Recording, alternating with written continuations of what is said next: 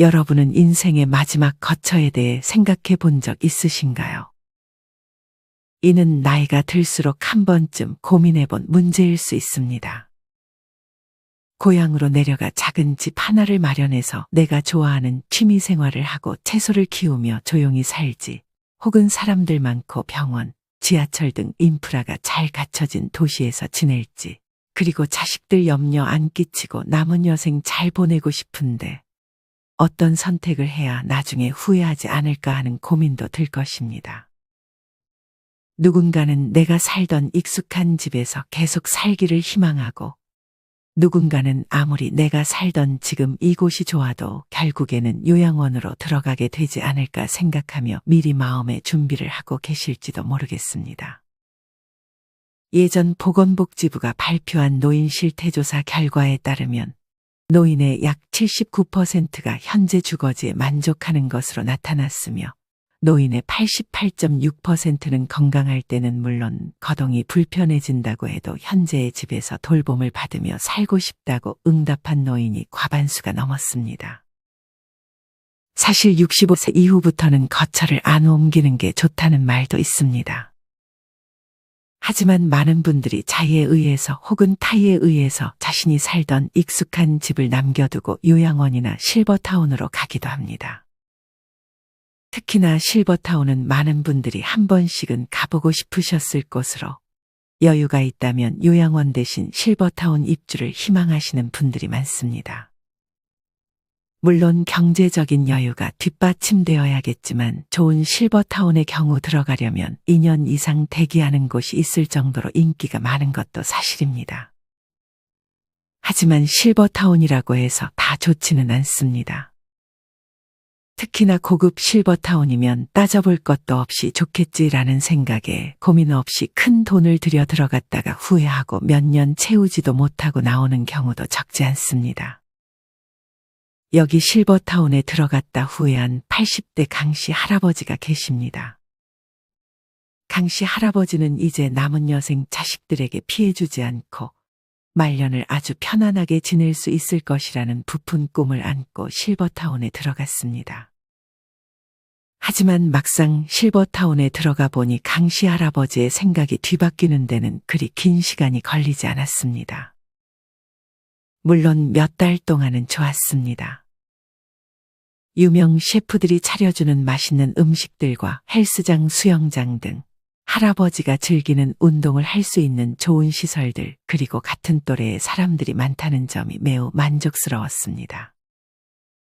하지만 얼마 안 가 이 모든 것이 지겨워지기 시작했습니다.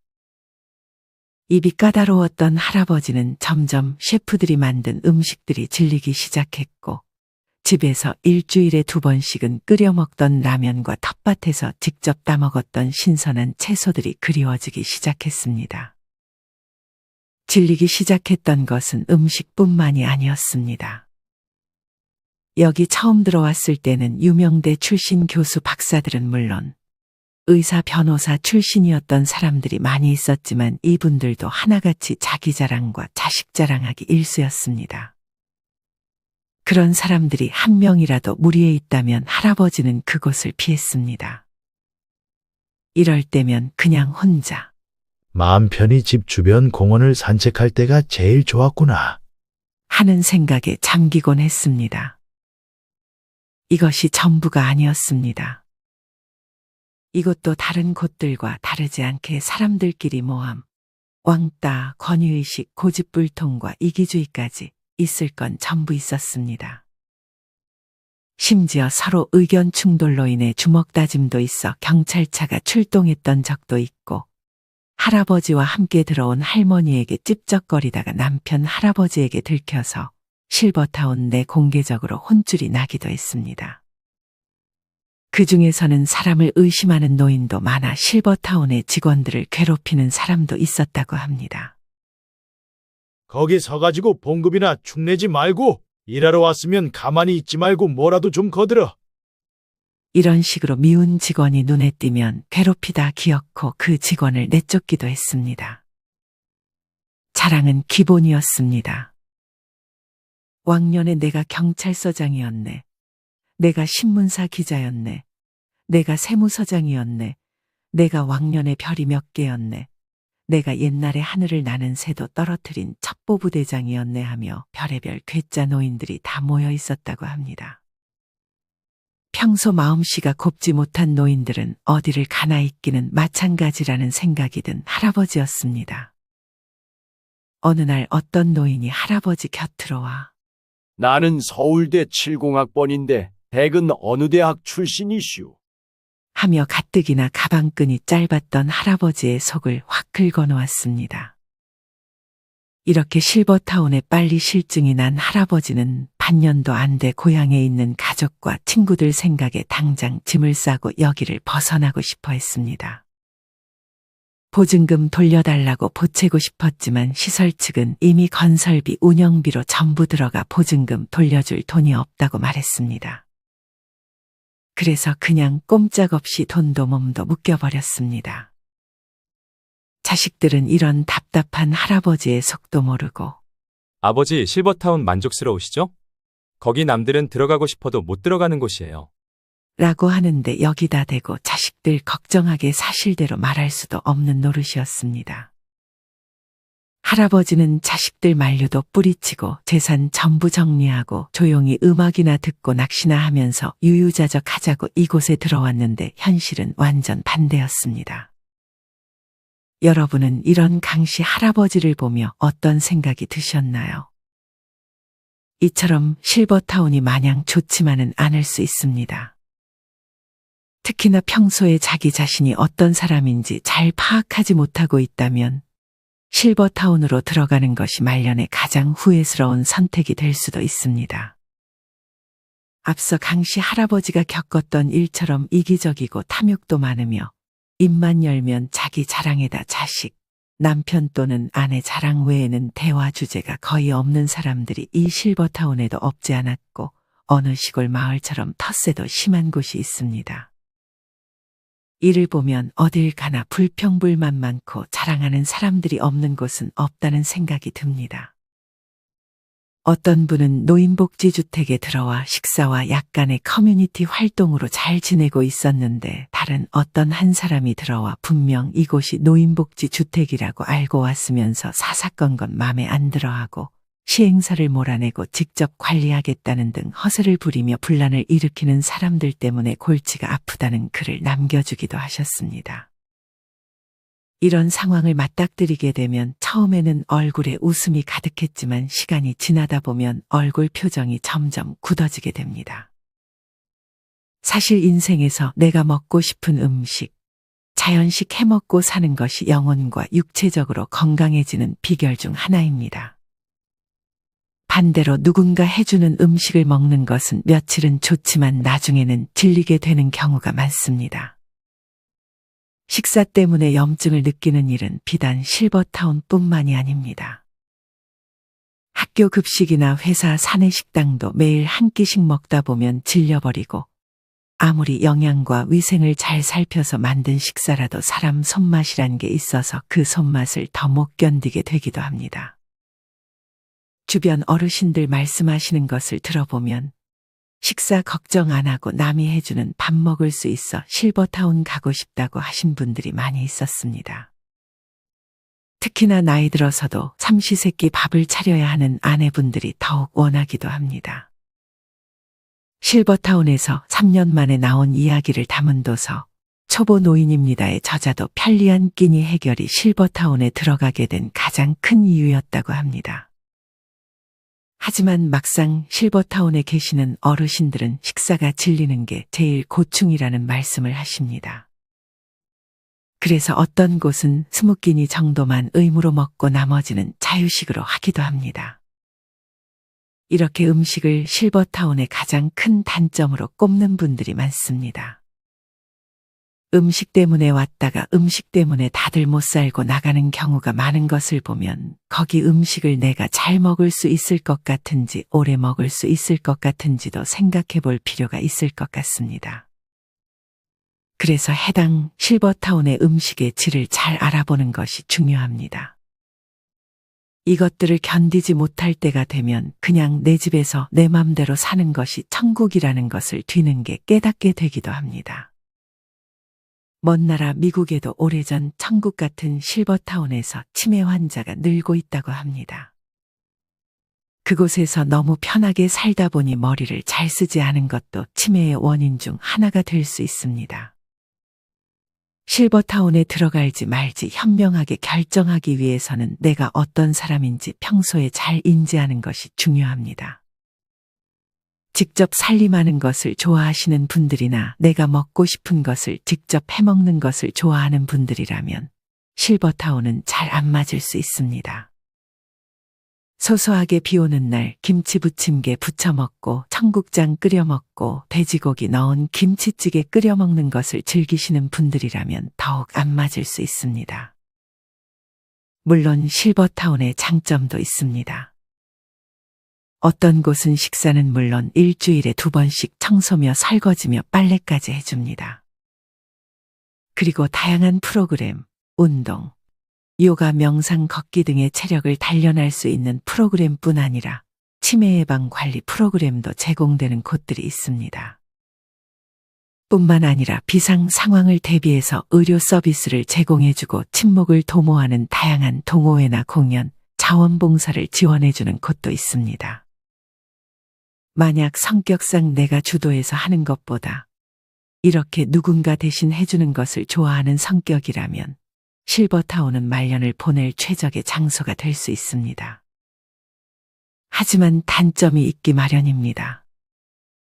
먼저 실버타운은 비용이 많이 듭니다.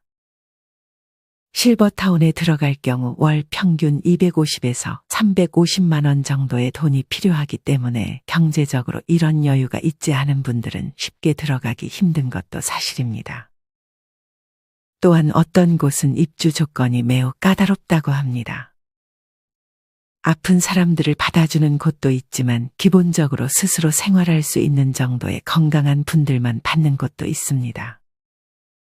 아무리 실버타운에 대한 로망이 있다고 해도 평생 살 것이라 생각해 결정하기보다 조금 경험해보고 안 맞으면 나올 수도 있다는 가능성을 열어두는 것이 좋습니다. 이를 위해 계약 기간이나 해지 조건, 환불 규정 등을 반드시 꼼꼼하게 체크해야 합니다.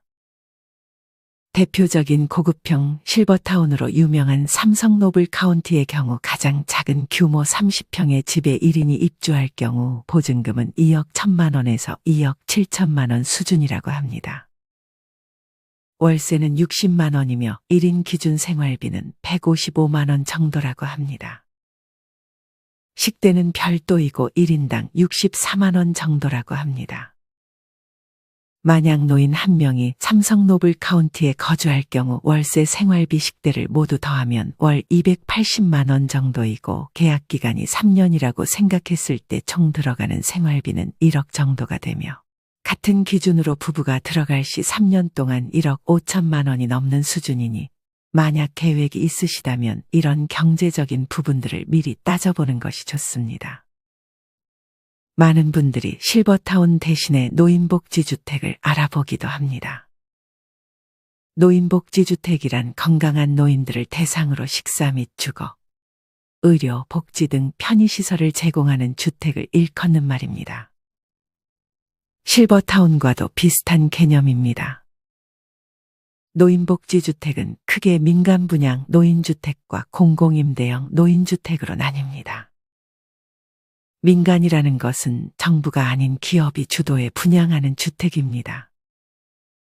이 경우에는 자격이 따로 없다고 합니다. 보증금과 임대료 그리고 매매금만 지불할 수 있으면 누구든 신청 가능하다고 합니다. 이곳은 보통 식사 및 의료 서비스가 제공되며 평균 들어가는 월 비용은 150만 원 이내라고 합니다. 반면 공공임대형 노인주택의 경우 말 그대로 정부에서 지원을 해주는 주택이기 때문에 일정 자격 요건을 갖추어야 합니다. 공공임대형 노인주택 신청 자격은 만 65세 이상의 고령자이며 소득 조건을 만족해야 신청할 수 있습니다. 정확한 소득 조건과 신청 방법은 네이버 혹은 구글에 공공임대형 노인주택 신청이라고 검색해 본 후 알아보시길 바랍니다. 공공임대주택의 경우 보증금은 200에서 300만 원 정도이고 월 임대료는 4에서 6만 원 정도로 저렴합니다.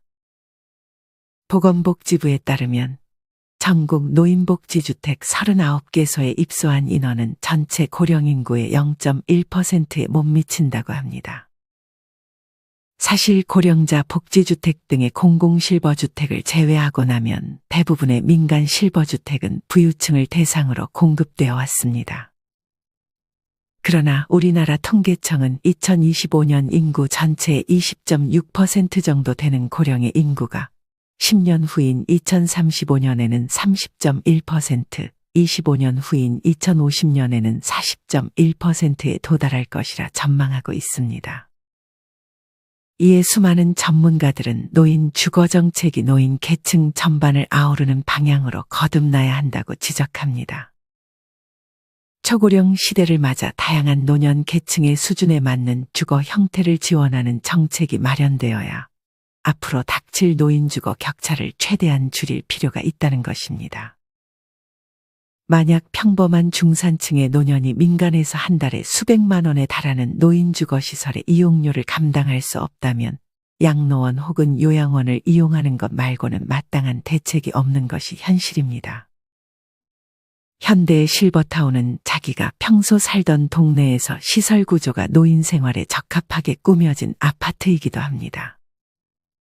공동 식사나 청소, 세탁보조, 공동 취미생활 공간, 응급시 필요한 의료 시스템, 평소 고혈압, 당뇨 등 지병치료와 정기검사를 위해 대학병원 등 시설이 잘 갖추어진 주상복합 또한 고급 실버타운의 대체가 될 수 있습니다.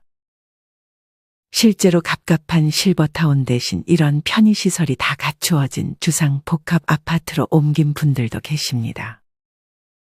굳이 고급 실버타운이 아니더라도 아파트 혹은 동네에 있는 경로당이야말로 최고의 노인시설이 될 수 있습니다. 물론 여기서도 자식 자랑을 하는 분들이 있을 수 있지만 이런 점만 제거하면 남녀노소가 모여있고 자유가 있는 이런 곳이 남태평양 바다가 내려다 보이는 고급 실버타운보다 훨씬 좋은 곳이 아닐까 생각합니다.